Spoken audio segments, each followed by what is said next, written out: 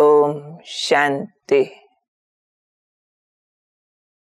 हम जब छोटे थे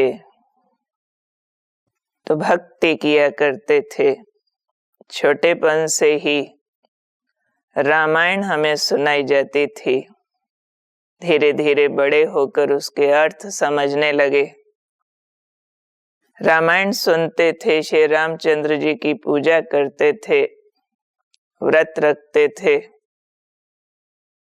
और समझते थे वही भगवान है। कभी श्री राम के रूप में आते, कभी श्री कृष्ण के रूप में आते, कभी विष्णु स्वरूप होते हैं तो कभी शंकर स्वरूप होते हैं। रूप बदलते रहते हैं। उसमें फिर एक दोहा आता था। वो दोहा वंडरफुल था।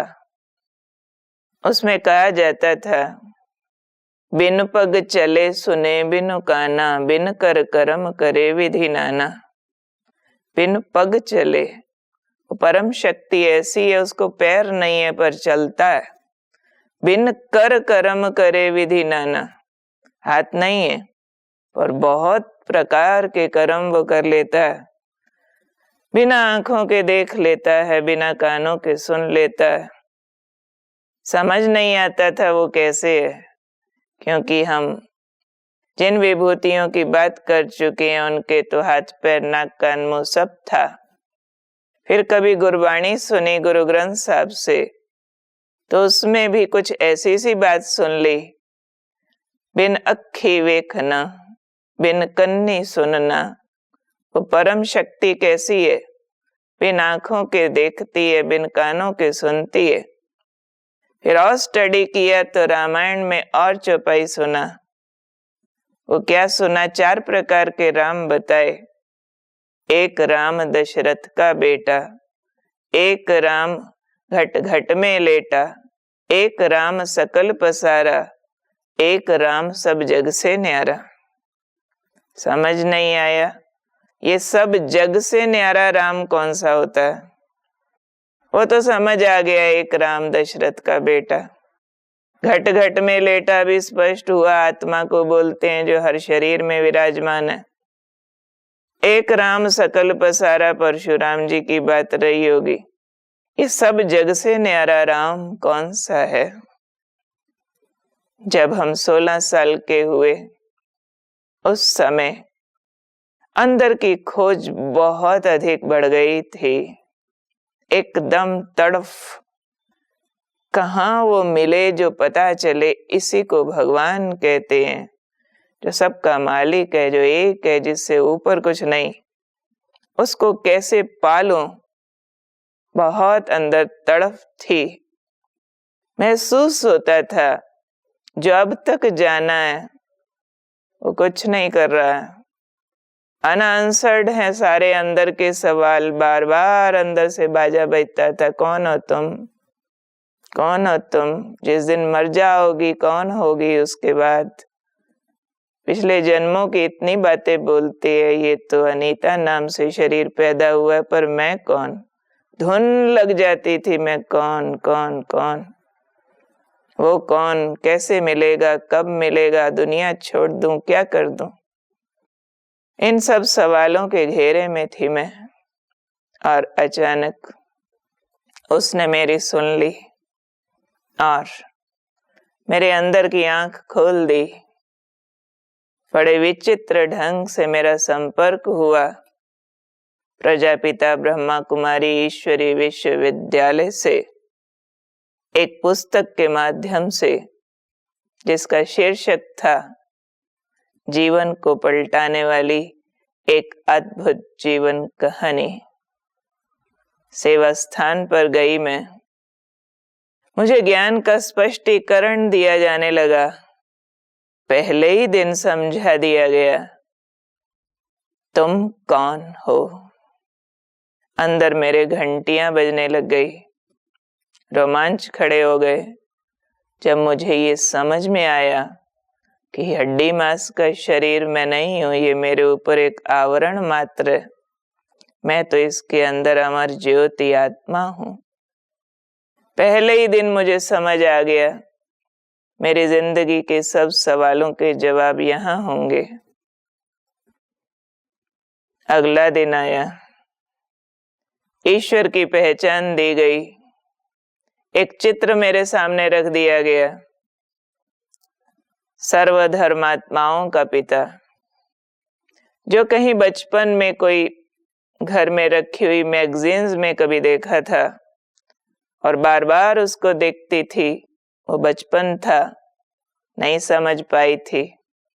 अब वो चित्र मेरे सामने आया और दीदी एक एक करके स्पष्ट करने लगी, इस धर्म की मान्यता, उस धर्म की मान्यता।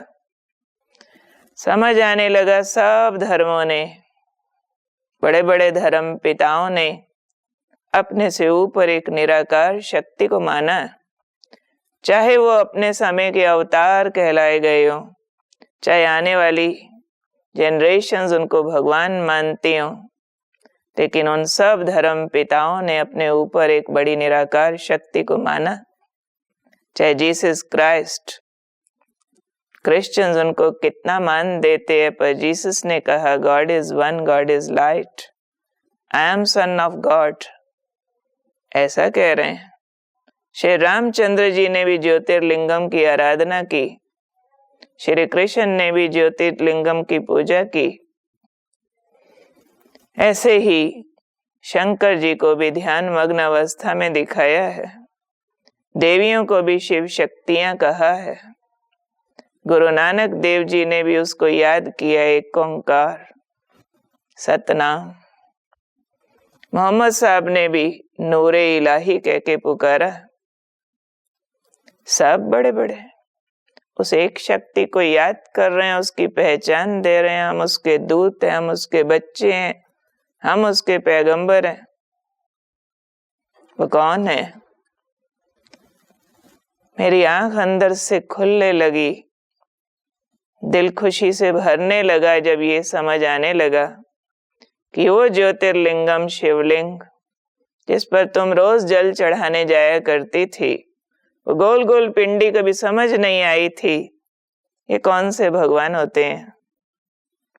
तो स्पष्ट किया गया ये वास्तव में निराकार ज्योति स्वरूप है, क्योंकि आत्मा का पिता है। जैसा बच्चा वैसा बाप होता है। हाथी का पिता हाथी होता है तो गाय का पिता गाय होता है। जरूरी है पक्षी का पिता पक्षी होगा, कीड़े का पिता कीड़ा होगा। तो मैं अगर आत्मा हूं, ज्योति बिंदु स्वरूप, इस देह की कर्णधार, तो मेरा पिता कैसा होगा? वो परम ज्योति है, जिसकी यादगार शिवलिंग बनाया जाता है, जिसका मूल नाम ज्योतिर्लिंगम है। Jyoti, light, lingam, symbol. He is the symbol of light, जो ज्योतिर्लिंग कहा है। और वो ज्योतिर्लिंग ज्योति स्वरूप से सब धर्मों में माना जाता है। That was eye opener for me. मेरे मन के तार जुड़ने लगे, क्योंकि वो मेरा अनादि पिता है। समझ आते ही ऐसे लगने लगा कि मुझे मेरी मंजिल मिल गई है। अब किस राह चलना है समझ आ गया है। मेडिटेशन करने लगी, मन को उनसे कनेक्ट करने लगी। समझ आने लगा उस पिता से मिलन का रास्ता है सोल कॉन्शियसनेस। पहले ये महसूस करूं मैं देह से अलग एक आत्म ज्योति हूं, फिर वो परम ज्योति निराकार शिव परम धाम निवासी, उससे मेरी मन से मुलाकात होने लगी। 7 दिन में, विद इन 7 days, मेरा सारा जीवन बदल गया।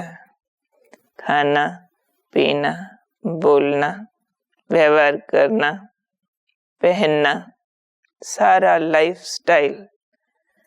क्योंकि मुझे अंदर से महसूस होने लगा कि मेरा बिछड़ा हुआ पिता मुझे मिल गया, बस अब और कुछ चाहिए नहीं। छोड़ा कुछ नहीं था, लेकिन way of doing, thinking, speaking, looking change हो गया। लोगों को लगने लगा इसे पता नहीं क्या हो गया है। मैं अगर बोलती थी मुझे भगवान मिल गया तो हैरान होते थे। कहाँ मिला, कैसे मिला। मुझे मन के तार जोड़ने सिखा दिए गए थे। मैं इधर से संकल्प करती, उधर से जवाब आता था। मुझे मेरे पिता का प्यार और उसकी अनंत शक्तियां महसूस होती थी और मन शांत होने लगा, क्रोध समाप्त होने लगा। जीवन की चंचलता बहुत गंभीरता और सूझबूझ में बदलने लगी, क्योंकि वो गुणों का सागर है। फिर भी एक तमन्ना बाकी थी कि उस निराकार शक्ति को सामने देखूं और मिलूं। तो समझ आया था कि वर्तमान समय ऐसा चल रहा है जबकि वो पिता स्वयं धरती पर अवतरित हो रहा। प्रजापिता ब्रह्मा के तन में आए, फिर जब हमारी बारी आई तो एक हमारी बहुत विशिष्ट दादी, आदरणीय गुलजार दादी जी के तन में उनका प्रवेश होता था। मुझे मालूम पड़ा, मैंने मिलने की इच्छा व्यक्त की, मुझे अनुमति मिली। माउंट आबू की सुंदर पहाड़ियों पर मेरा पहली बार आना हुआ। मुझे लगातार ये फीलिंग थी, मैं कहीं आकाश में उड़ रही हूँ, परी हूँ।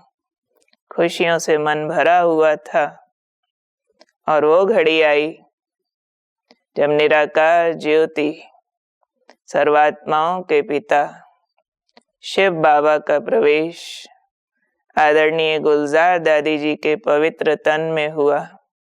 मैं देखती रही, उनकी शक्ल बदलने लगी, नैन चमकने लगे, मैं रोमांचित होने लगी और जैसे ही उनकी नजर मेरे पर पड़ी, मुझे शरीर भूल गया।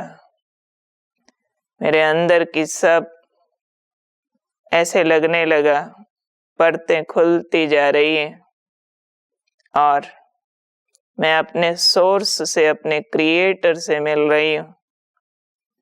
उनके मुखारविंद से मेरे लिए वरदान उच्चारण हुआ, बच्ची तुम तो शिव शक्ति हो और शक्ति शस्त्रधारी होती है।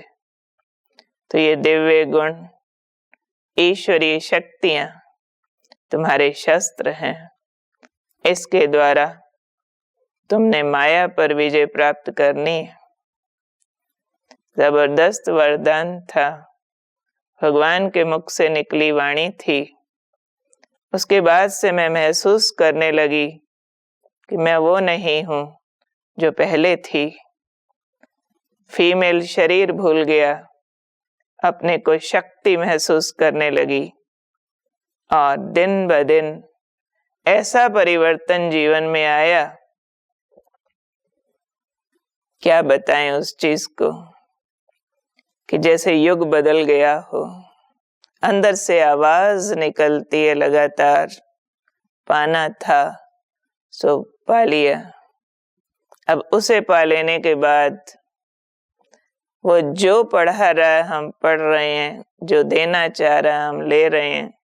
बहुत स्पष्ट बात है कि इस ईश्वरीय विश्वविद्यालय को कोई मनुष्य नहीं चलाता, हमारा कोई मनुष्य गुरु नहीं, स्वयं परमात्मा निराकार शिव अवतरित होकर के 3 संबंध से हमें मिल रहे हैं। पहला पिता, वो हमारा अनादि पिता है। उस गहरे प्यार और पालना की फीलिंग दिन रात आती है। हम अंदर से वो इंटॉक्सिकेशन फील करते हैं, मुझे कौन पालता है? भगवान पालता है। ज्ञान सागर है, टीचर बन करके पढ़ा रहा है। उसकी ज्ञान मुरली सुनते हैं, कदम दर कदम परफेक्शन की ओर जाते जा रहे हैं। देह भान छूटता जा रहा है, अंदर की कमजोरियां शक्तियों में बदलती जा रही है। और तीसरा, सतगुरु बनकर हमारी सदगति कर रहा है। जो सतमति उसने दी है, उससे सदगति होती जा रही है और दिल गीत गाता है, हमने देखा हमने पाया शिव भोला भगवान, कितना मीठा कितना प्यारा शिव भोला भगवान। भक्त तो अभी भी पिंडी पर लोटियां चढ़ा रहे हैं और वो स्वयं शिव हमारे ऊपर ज्ञान अमृत बरसा रहा। हमने भी बहुत लोटियां चढ़ाई और वो कहता है, बच्चे तुम क्या नहलाओगे मुझे, मैं आया हूँ ज्ञान अमृत से तुम्हें पावन बनाने। पिंडी पर तो अक धतूरा हम चढ़ाते रहे। वो कहता है, मैं हूँ हलाहल पीने वाला शिव, तुम्हारा अक धतूरा यानी नेगेटिविटीज, तुम्हारे अंदर की पॉइजन मैं सक करता हूँ, मैं आकर के उसको दूर कर देता हूँ। तो तुम क्या मेरे लिए व्रत रखोगे? मैं तुम्हारा पिता हूँ, भूखा रहने को नहीं कहता हूँ, उसके बजाय मैं तुम्हारी वृत्तियां बदल देता हूँ। अंदर से एक ऐसा व्रत धारण हो जाता है, no negative no waste thought, only positive and elevated thoughts, हमेशा हाई स्पिरिट्स में रहना। तो ये व्रत हो रहा है, हम जाग गए हैं, ये जागरण है और खुशी की घंटियां बज रही हैं, सारे विश्व को संदेश दे रहे हैं कि ये आत्माओं जागो, हम सब का पिता एक शिव आ गया है, उससे मिलन मनाओ। हिंदी में वो शिव है, इंग्लिश में वो गॉड है, उर्दू में वो अल्लाह है, पंजाबी में वो वाहिगुरु है। सबका मालिक एक है और आ गया है, मिल रहा है हमसे, सब बच्चों को बुला रहा है, आओ मिलन मनाओ। ओम शांति।